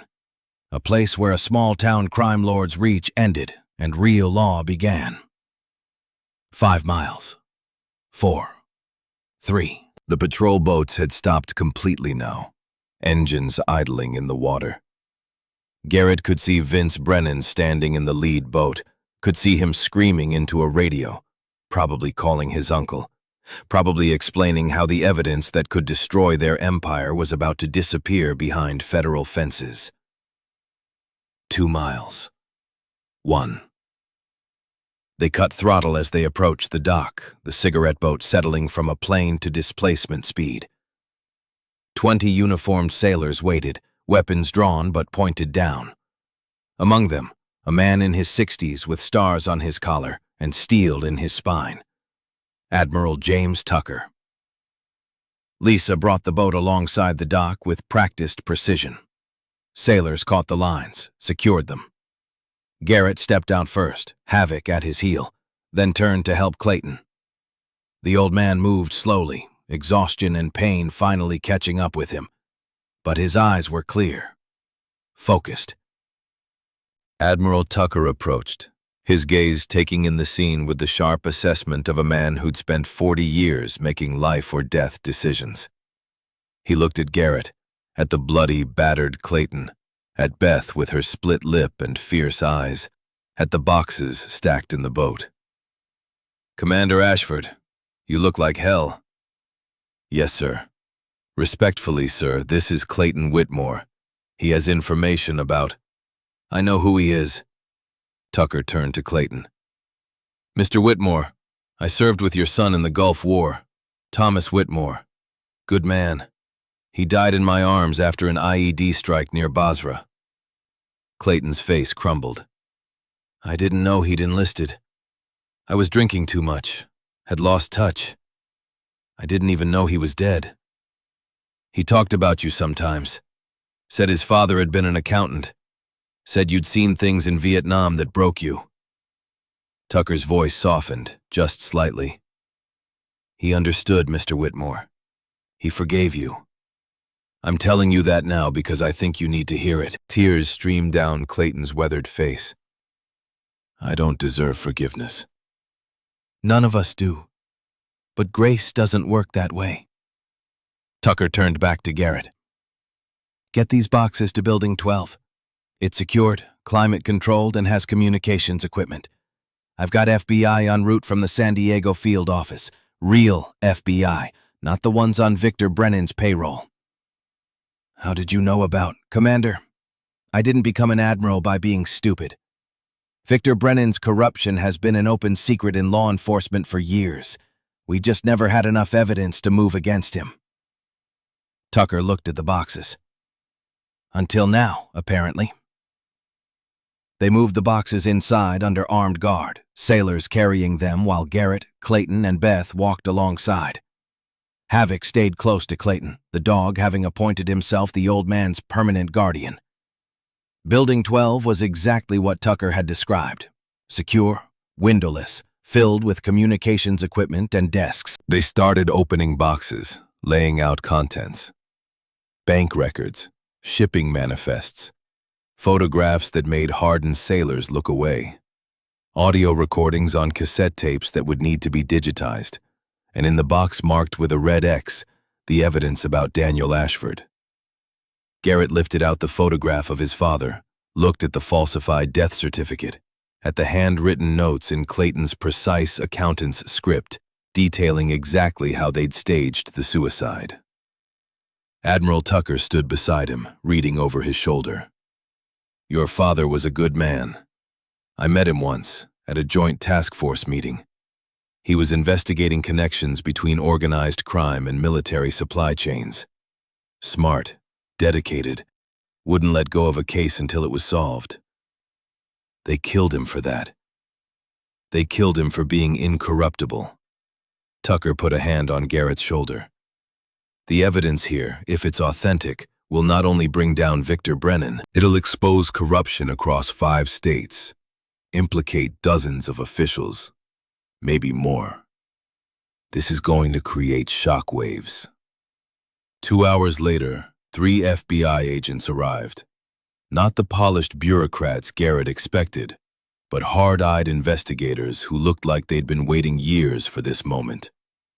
The lead agent, a woman named Sarah Beckett, spent 90 minutes reviewing documents before she looked up with something like wonder in her eyes. "This is extraordinary. We've been trying to build a RICO case against the Brennan organization for 6 years. We had pieces, fragments, but never enough to move. This," she gestured at the spread of evidence, "this is everything.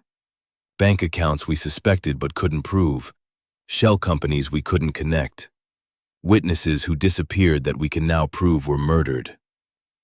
"How long until you can move?" Garrett asked. "We're moving now.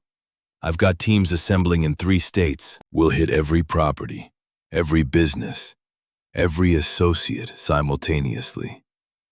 Victor Brennan won't know what's coming until it's too late." She looked at Clayton. "Mr. Whitmore, I need you to understand something. You're going to have to testify. In federal court, against some very dangerous people. Are you prepared for that? Clayton looked at his hands, at the age spots and scars and trembling that never quite stopped. Then he looked at Havoc, who sat beside him, steady and calm and absolutely loyal. The dog had taught him something in the past 12 hours, taught him that courage wasn't the absence of fear. It was standing up despite the fear. "I'm ready," Clayton said. "I've been running for 40 years.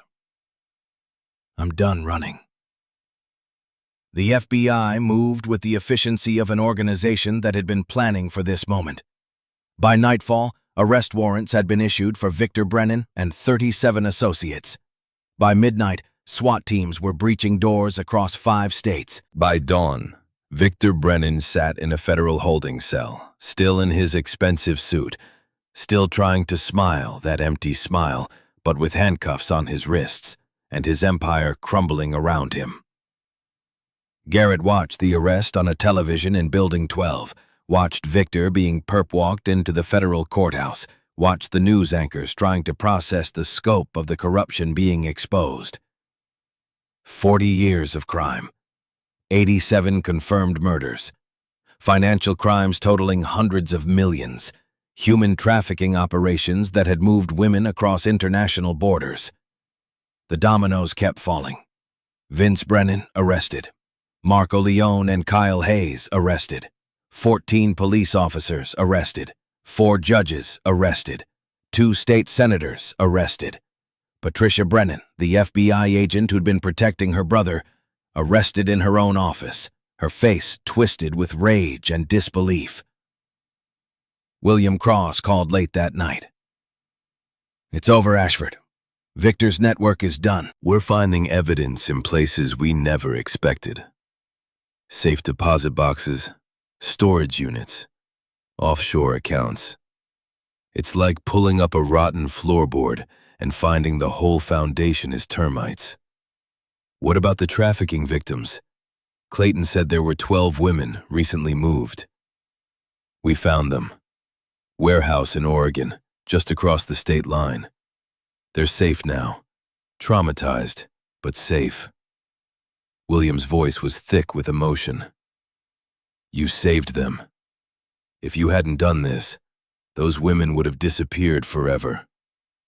3 weeks later, Clayton Whitmore took the stand in federal court. The courtroom was packed with media, victims' families, and law enforcement from a dozen agencies. Victor Brennan sat at the defense table, his expensive lawyers arrayed around him like a wall. But for the first time in 40 years, he looked uncertain, vulnerable.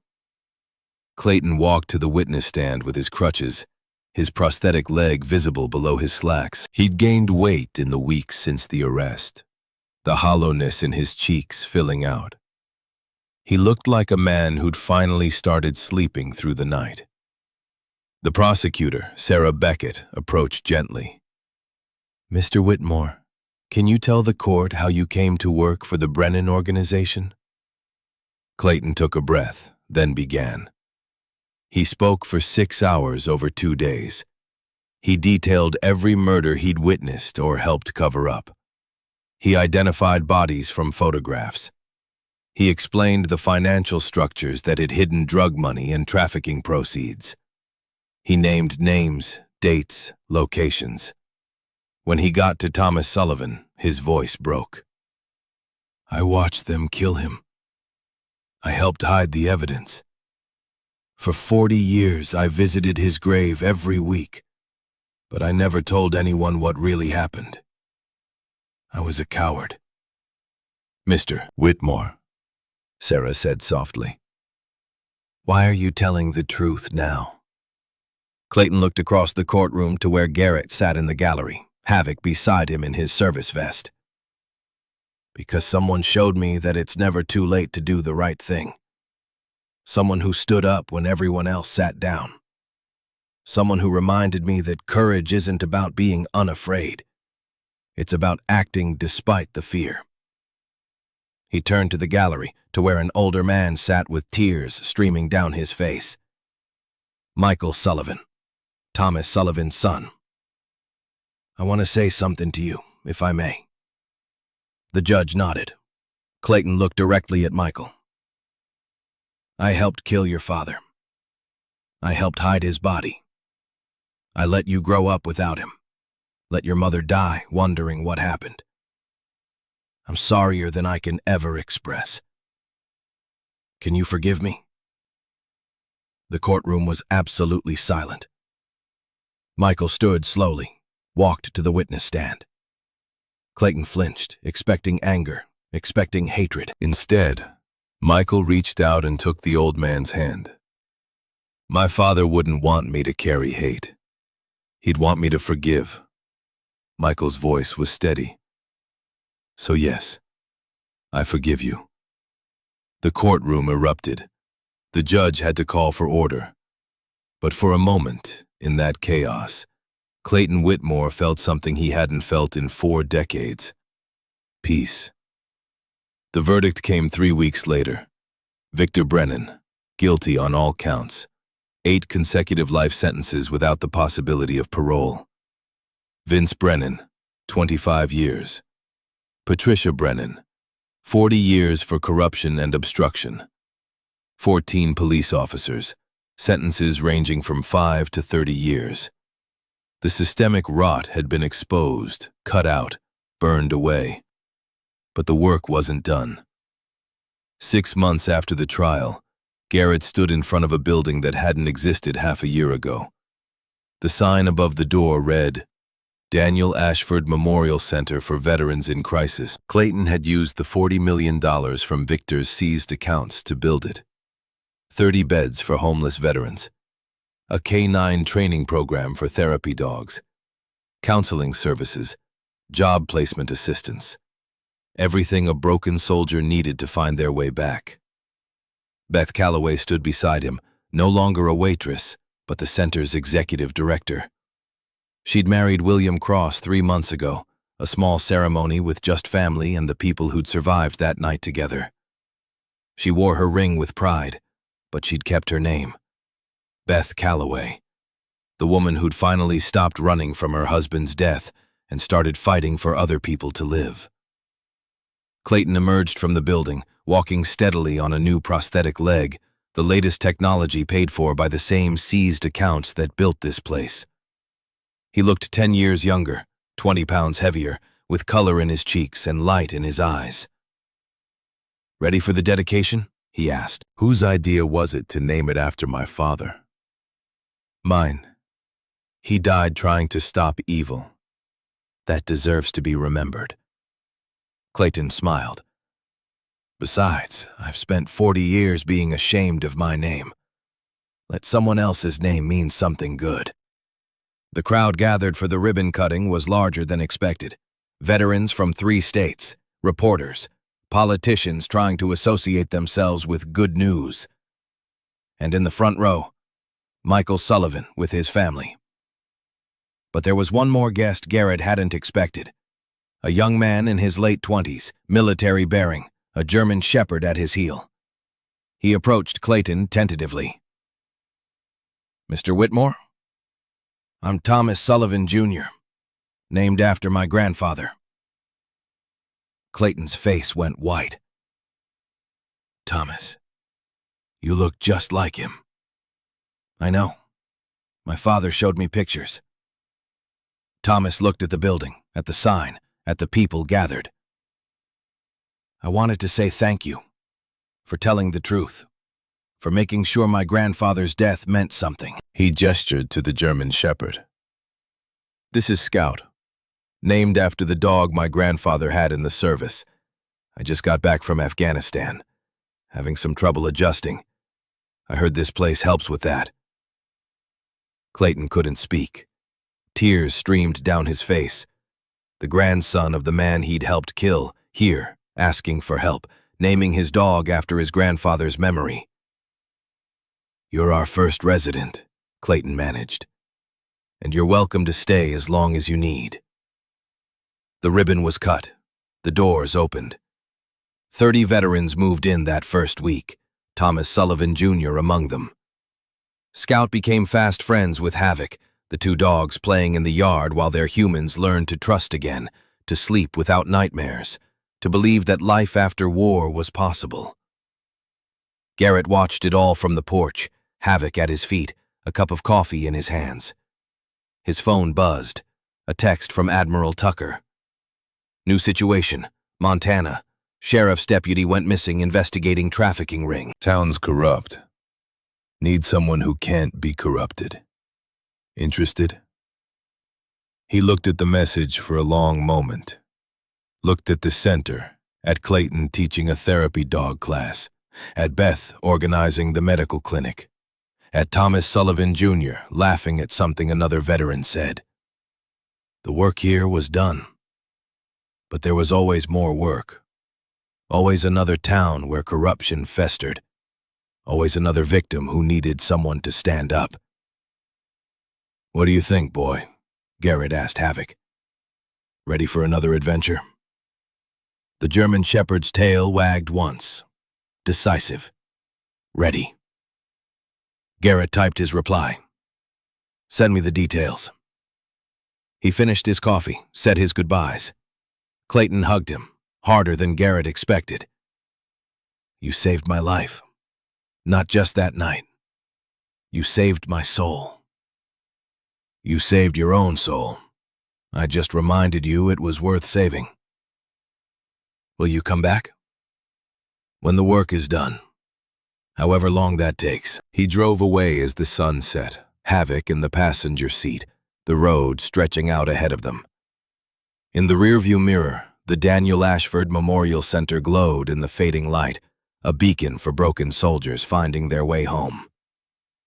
Garrett thought about his father, about the truth that had finally been uncovered, the lies that had finally been exposed. 27 years of believing Daniel Ashford had been too weak to keep fighting. 27 years of shame. All of it burned away by the truth. His father had been murdered for being strong, for refusing to be corrupted, for standing up when everyone else sat down. In the glove compartment, Garrett had kept one thing from Clayton's evidence. The letter his father had been writing the night he died, found in the box with his photograph. It had been addressed to Garrett, though 12-year-old Garrett had never received it. He'd read it 100 times in the past 6 months. He'd read it again now, at a rest stop. Havoc watching him with steady amber eyes. "Son, if you're reading this, it means I didn't make it. It means the people I was investigating won. But I need you to know something. I knew the risks. I knew they might kill me. And I chose to keep fighting anyway because some things are worth dying for. Justice is worth dying for. Truth is worth dying for. The people who can't protect themselves are worth dying for. I don't regret my choices. I regret that I won't see you grow up. I regret that I won't be there to teach you to drive, to meet your first girlfriend, to watch you become the man I know you'll be. But I don't regret standing up to evil. Never regret that. Be strong, Garrett. Be brave. Be the kind of man who stands up when everyone else sits down. And know that wherever I am, whatever happens, I'm proud of you. I've always been proud of you. Love, Dad." Garrett folded the letter carefully, put it back in the glove compartment. Havoc whined softly, sensing the emotion. "Yeah, boy, I know. Time to get back to work." They drove through the night, heading toward Montana, toward another town where corruption had taken root, toward another fight that needed fighting. The road was long and dark, but Garrett Ashford knew something his father had known, something Clayton Whitmore had finally learned. You don't need to wear a uniform to be a hero. You don't need to be unafraid. You just need to stand up when everyone else sits down. You just need to speak when everyone else stays silent. You just need to choose courage over comfort, justice over safety, truth over lies. That's what his father had done. That's what Clayton had finally done. That's what Garrett would keep doing, for as long as breath remained in his body and strength in his bones and Havoc by his side. 3 months later, the Montana situation was resolved. Another corrupt official in handcuffs, another trafficking ring dismantled, another town freed from the grip of evil that had held it for too long. Garrett was in Wyoming when he got the call from Beth. "You need to see this," she said. He drove back to Oregon, to the Daniel Ashford Memorial Center, wondering what could be so urgent. He found Clayton in the yard, surrounded by dogs and veterans, leading a training session. The old man looked healthy, vital, alive in a way that 40 years of guilt and fear had never allowed. "Garrett!" Clayton waved him over. "Come meet someone." A woman stood there, maybe 45, with kind eyes and a familiar face. Something about her features tugged at Garrett's memory. "This is Jennifer Sullivan," Clayton said softly. "Thomas Sullivan's daughter. Michael's sister."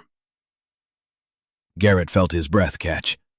Another member of the family Clayton had wronged, here at the center built with the money seized from their father's killers. "I wanted to thank you," Jennifer said, "for helping my brother find peace." For making sure my father's death mattered. She looked at Clayton. "And I wanted to tell Mr. Whitmore that our family has discussed it. All of us. And we agree." "Agree on what?" Clayton asked, his voice trembling. "That forgiveness is the only thing that breaks the cycle. That hate only breeds more hate. That our Father would want us to forgive." She took Clayton's hand. "So we do. We forgive you. All of us." Clayton collapsed to his knees, sobbing. Jennifer knelt with him, held him while he cried 40 years of tears. Around them, veterans and dogs watched in silence, understanding that they were witnessing something holy, something that proved redemption was real. That night, Garrett sat on the porch with Clayton and Beth and William Cross, watching the sunset paint the sky in shades of gold and red. Havoc dozed at his feet, Scout curled beside him, both dogs content in that moment of peace. "Do you think it ever ends?" Beth asked. The corruption, the evil, the people who hurt others for profit. No, Garrett said honestly. There will always be another Victor Brennan. Another town where power has corrupted and justice has failed. Then what's the point? Garrett looked at the center, at the veterans inside finding hope and healing.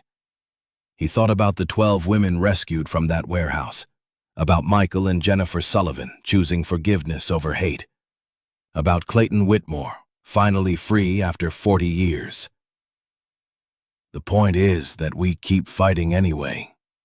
We stand up anyway. We choose courage anyway. He looked at his friends, these people who'd survived hell and chosen to build something beautiful from the ashes. Because every time we do, we prove that evil doesn't get the last word. Love does. Justice does. Hope does. Clayton raised his coffee cup. To standing up. To standing up, they echoed. And as the sun set on another day, another battle won. Another corner of darkness pushed back by light. Garrett Ashford felt his father's presence beside him, felt the weight of that letter in his pocket, the promise it contained. Be the kind of man who stands up when everyone else sits down. He'd kept that promise. He'd keep it tomorrow, and the day after, and every day that followed, until the work was done or his body gave out, whichever came first. Because some things were worth fighting for. Some things were worth dying for. And some things, like the look in Clayton's eyes or the sound of Thomas Sullivan Jr.'s laughter, or the peace in Jennifer Sullivan's voice when she spoke the word forgiveness, Some things were worth living for. The screen faded to text against a dark background. Based on true events. Over 47,000 military veterans in America are homeless. Many suffer in silence, burdened by trauma and secrets they cannot share. Organizations like the fictional Daniel Ashford Memorial Center exist across the country, offering hope and healing to those who served. If you know a veteran in crisis, reach out. If you see injustice, speak up. If you witness corruption, expose it. The only thing necessary for the triumph of evil is for good people to do nothing. Stand up. Stand together. Never stop fighting for what's right. The final shot. Garrett's truck driving into the sunrise, Havoc's head out the window. Both of them heading toward the next town that needed them, the next fight that demanded fighting, the next person who needed someone to stand up when everyone else sat down. The road stretched on forever. The work was never finished.